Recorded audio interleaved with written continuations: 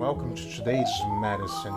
I'm Dr. Hugo Pellegrino, and today I'll be talking about a new kind of coronavirus. I know we are all very tired of talking about coronavirus, but this one is indeed a pretty bad one. As always, please remember to subscribe to the channel and comment on what do you think. Since many people did not get all of the shots for the vaccine, we know that there is a new strain of the virus, and this one there's a very good chance of not really being effective with the current vaccines we have. I'm talking about the MU variation. According to the site The Conversation, the World Health Organization has added another coronavirus variant to its list of monitor. It's called the MU variant and has been designed as a variant of interest. What this means is that MU has genetic differences to the other known coronavirus variants and is causing infections in multiple countries, so therefore might present a particular threat to the public health. It's possible that the MU genetics changes might make it more transmissible, allow it to cause more severe disease, and render it more able to escape the immune response driven by vaccines or infections with previous variants. This in turn might leave it less susceptible to treatments. Note the word might.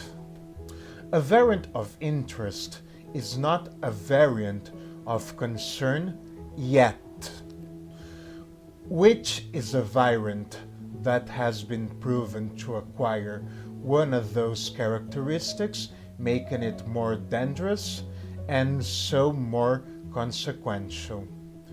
MU is being monitored closely to see if it should be redesigned as a variant of concern. We honestly have to hope it doesn't. But there are 4 other variants of concern being watched by the World Health Organization: Eta, Iota, Kappa, and Lambda. But none of these have been reclassified yet as a variant of concern. That might be the case with MU as well. But we have to await further data. What makes this MU variation particularly interesting and concerning is that it has what the World Health Organization calls a constellation of mutations that indicate potential properties of immune escape. In other words, it has the hallmarks of being able to get around existing vaccine protection. Where is it spreading? The MU was first seen in Colombia in January 2021, when it was given the designation B1621. It has since been detected in 40 countries, but is only thought to currently be responsible for only 0.1% of infections around the globe. Mu has been much more prevalent in Colombia than anywhere else. When looking at coronavirus samples that have been genetically sequenced, 39% of those analyzed in Colombia have been the MU variation.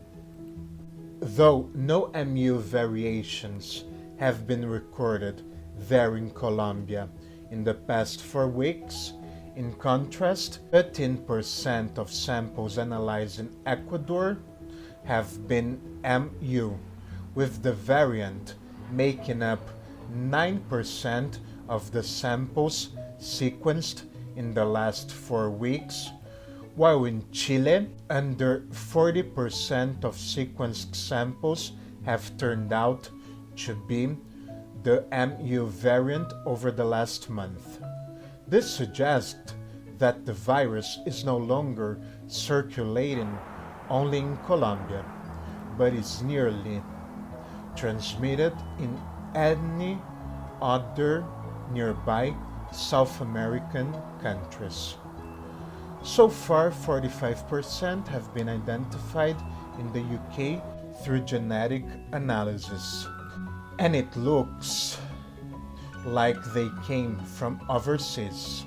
However, as not all COVID-19 cases end up being sequenced to see which variant they are, it's possible that MU's prevalence in the UK could be higher. How dangerous is it? The key questions are whether MU is more transmissible than the current dominant variant Delta, and whether it can cause more severe disease.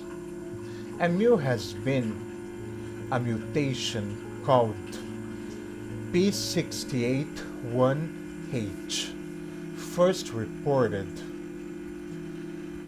in the Alpha variant that is potentially responsible for faster transmission. However, this study is still in preprint, meaning its findings have yet to be formalized, reviewed by other scientists. We can't be sure of P681H's effect on the virus behavior just yet. MU was also the mutation E484K and K417N, which are associated with being able to evade antibodies against the coronavirus. The evidence of this is more concrete. These mutations also occur in the Beta variant, and so it's possible that MU might behave like the Beta variant, which some vaccines are less effective against it. Mu also has other mutations, including R346K and Y144T, whose consequences are yet unknown, hence the need for further analysis.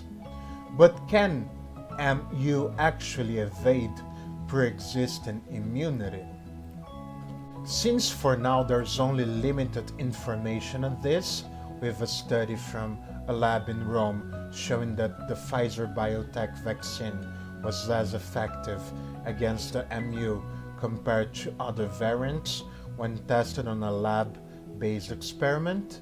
Despite this, the study still considered the protection offered against the MU by the vaccine to be robust. Really, we don't yet know whether MU's mutation will translate into increasing infection and disease. Striking reports on MU have been appearing though.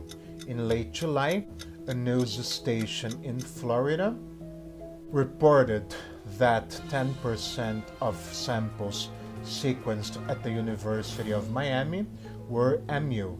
In early August, Reuters reported that 7 fully vaccinated residents of a nursing home in Belgium had died from an outbreak of the Mu variant. However, these are limited snapshots of the variant's behavior. What happens next? MU is the first new variant to be added to the World Health Organization's list since last July. When a variant is designated of interest, the World Health Organization carries out a comparative analysis of the characteristics of the new variant, assessing how it compares to others that are also being monitored by asking its members to gather information on the variant's incidence and effects. This is currently underway and means that Public Health England is keeping a close eye on it. The designation of MU as a variant of interest reflects the widespread concern over the possibility of new variants emerging that might prove problematic. The more transmissible Delta variant was taking hold in many countries, especially among the unvaccinated people, shows how quickly and significantly viral variants can change the course of the pandemic. Every time the virus reproduces itself somewhere, there's a chance of it mutating and a new variant emerging. This is a numbers game. It's random process, a little bit like rolling the dice. The more you roll, the greater the chance of a new variant appearing. The main way to stop variants is global vaccination. The emergence of the MU reminds us of how important that goal remains. Many people, especially in developing countries, remain unvaccinated.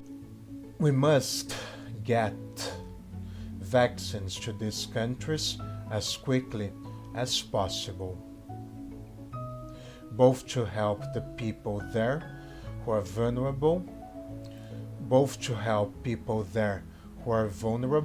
but also to stop new variants from emerging.